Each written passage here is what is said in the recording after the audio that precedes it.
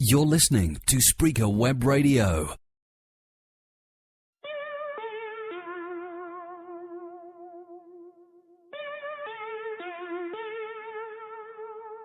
Que está cansado que le digan lo que debe hacer, que cualquier desgraciado diga más que él, que trató de ver incómodo o impávido, que la fila de al lado siempre se mueva más rápido, que su jefe tiene más. No estamos ni con los gobiernos ni con las corporaciones. Que no renunciaría, pero sí le daría un par de puñetazos más que el IVA, que el tipo tiene fotos de su No somos ni buenos ni malos. y eso lo irrita, pero ya no le excita ni la Dolce Vita de Feliz. No estamos ni a favor ni en contra.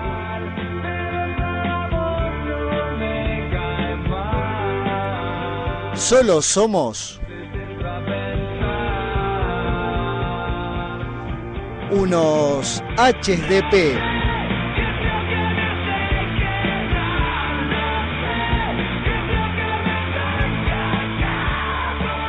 Hombres de palabra, hombres de política, hombres de prensa, hombres de pasión, pero por sobre todo, Que la mujer es infiel en la luna de miel, que no periodistas. le importa ser cruel ni lo que opinen de él, y aunque ella corra para que alguien la socorra, le va a arrancar la piel y se va a hacer un abrigo de zorra. Que te vamos a informar y a opinar desde ningún lugar.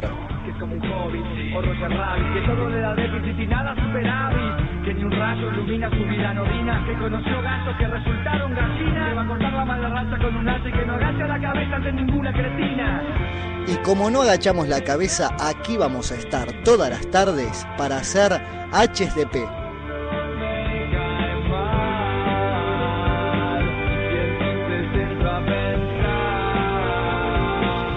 Porque alguien tiene que decirlo.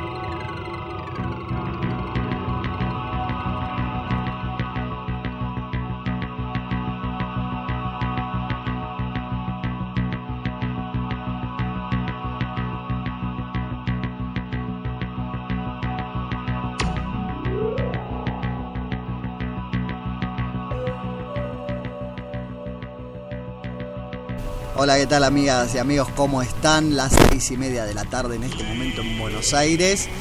Y con mucha expectativa este programa, porque realmente tuve una conversación, como siempre, antes de HDP. Me reúno con amigos, con profesionales de distintas áreas. Bueno, estas últimas semanas estuve reunido con gente que sabe mucho de economía. Saben que no es mi caso.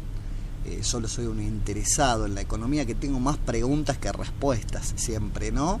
Pero trato de mirarlo desde algún sentido coherente y común a la economía.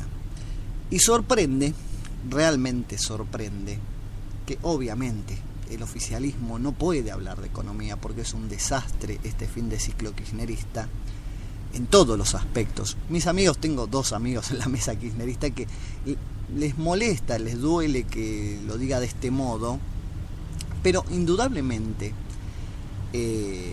los números oficiales, ni aun los del INDEC, cierran hoy para hablar de ni siquiera un éxito o salir empatados, no.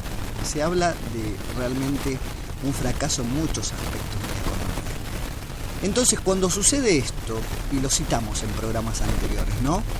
Y cada una de las elecciones que hubo en esta última etapa democrática de la Argentina, salvo la primera, ¿no? La de don Raúl Alfonsín, que creo que PJ se inmoló así mismo en esa elección, pero lo que se buscaba era justamente la recuperación de la democracia.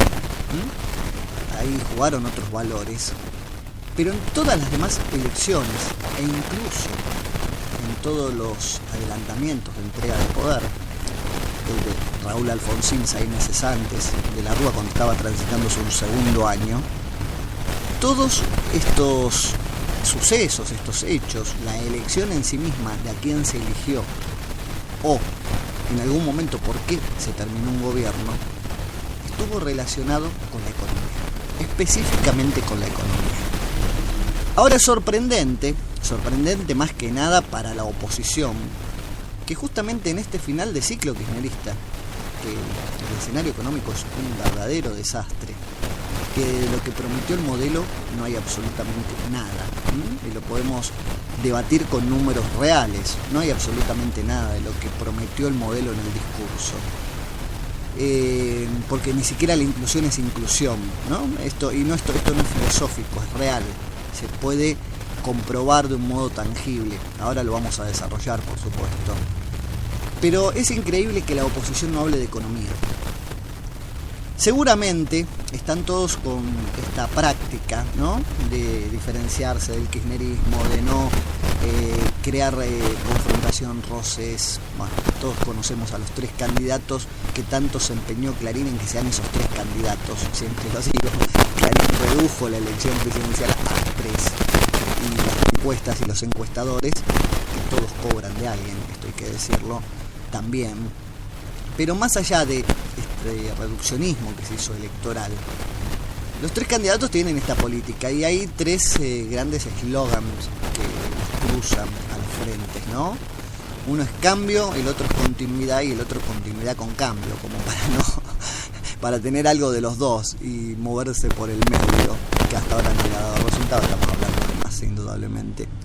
Pero cuando vemos esto y la no confrontación y mostrarse distintos al kirchnerismo, en realidad lo que están haciendo es ocultar, omitir, no decir con claridad al electorado que quieren seducir, al electorado que quieren que los vote, qué es lo que van a hacer. Porque podemos hablar de la continuidad, por ejemplo. ¿Con qué quiere continuarse? ¿Con una inflación de 2 dígitos? ¿Sin inversión? ¿Con una economía en la que solo se piensa en el sector financiero, bursátil, de la bolsa, pero nadie ni se le ocurre hablar de inversiones reales, ¿no? Inversión directa, inversión en producción, en valor agregado? Eso no cuenta. Me decía un amigo que hoy está partiendo porque él es responsable del área financiera de una empresa muy importante de Nueva York, que él tiene permanentemente consultas del exterior, pero todas son por temas bursátiles, por temas de papeles, de bolsa. Hay un gran movimiento al respecto de esto, ¿no? De cómo todos se están acomodando en posiciones, previendo la salida de Cristina, obviamente. Pero nadie consulta por inversiones reales, inversiones directas, inversiones en producción.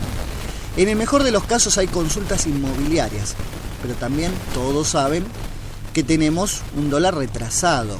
¿Y cuánto está retrasado este dólar? Bueno, si usamos el sentido común acá, por supuesto, mis amigos expertos en economía me dieron bastantes teorías, pero yo me quiero quedar con el sentido común nada más, el que podría tener cualquiera de nosotros. Cristina, que dijo que no cuenten con él para devaluar y finalmente devaluó, le echó la culpa al mercado, pero en realidad ella tuvo que sincerar el verano pasado lo del dólar. Lo dejó en ese momento en 8.40, hoy está a 8.90, muy cercano a 9, subió gradualmente un 10% aproximadamente a lo largo del año. Pero la inflación del año pasado fue arriba del 35 y este año se habla de expectativas un poco menores por la caída en el consumo, obviamente, porque los ingresos no pudieron ir con la inflación, es otra realidad y por eso los programas sindicales que hay, ¿no? Pero hoy se está hablando de una inflación que podría estar en el 25 o 27% a fin de año. Bueno, si sumamos las dos, restamos lo que el dólar se fue corriendo lentamente a lo largo del año, estamos hablando de no menos del 40% de retraso real. Los inversores a esto lo saben, no, nadie se los tiene que contar. Por otra parte, la distorsión que provoca las distintas cotizaciones, el dólar oficial, el ahorro, el blue, que el gobierno no lo reconoce, pero todo el mundo hace las cuentas en blue, incluso para las pocas transacciones inmobiliarias que hay. Entonces, esto genera que la inversión se retraiga completamente. Pero además, tenemos que remontar quizás a 2003, cuando Néstor Kirchner asumió, que bueno, casi lo ponen en medio de una epopeya Néstor Kirchner, ¿no? Como si hubiera solucionado todos los problemas de la Argentina, él después del crack del 2001, y no fue así. Realmente el trabajo sucio, de evaluación, especificación asimétrica, estafa a la sociedad, le hicieron Rodríguez Sá y Duhalde. Y a Néstor, si bien no tenía el mejor de los mundos, esto hay que aclararlo, una alta tasa de pobreza, de desocupación, pero también una gran capacidad ociosa en todo el aparato productivo, comercial, mínimamente industrial que había. Entonces solo le cabía mejorar, no quedaba otra. Y tenía un dólar realmente competitivo para ese momento, casi 4 pesos. No olvidemos que veníamos del 1 a 1. Más del 300% de evaluación había tomado Néstor Kirchner este dólar. Por lo tanto, a un dólar tan alto para ese momento, teníamos sueldos bajos. Esto quizás es lo que no les gusta recordar a los kirchneristas, ¿no? Había sueldos realmente bajos a nivel internacional, en dólares. Era tentador para cualquier empresario. Nuestras empresas valían muy poco. Y a partir de allí empezaron a permitirse cuestiones, porque la inversión está bien, la inversión directa está mucho mejor. Ahora, cuando no se apegan a las leyes que tenemos, las leyes que existen, como la ley de la competencia, por ejemplo, las inversiones, entonces caemos en concentración, en carterización. La nefasta, odiosa, demonizada década de los 90, por ejemplo. En la Argentina había, entre nacionales e internacionales, si no me equivoco, 11 grupos económicos que manejaban todo el consumo masivo diario del país. Me refiero a los supermercados, ¿no? Más la corporación china, que ya era importante. Hoy es mucho más importante. Pero en aquellos años, esas 11 corporaciones, esos 11 grupos económicos, se dividían las ventas y quedaba un porcentaje menor para los comercios minoristas. Hoy, la década progresista, la década de inclusión, la década de apertura, en teoría, ¿no?, del kirchnerismo, hay solamente 4 grupos económicos de supermercados y la corporación china, que es el doble de lo que era en los 90. Pero que actúan como uno, esto hay que decirlo, o sea que se puede considerar tranquilamente una corporación o un grupo económico, pense a que son individuos.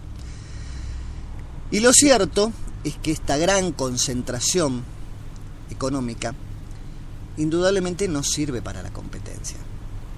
Pero ¿quién permitió esta gran concentración económica?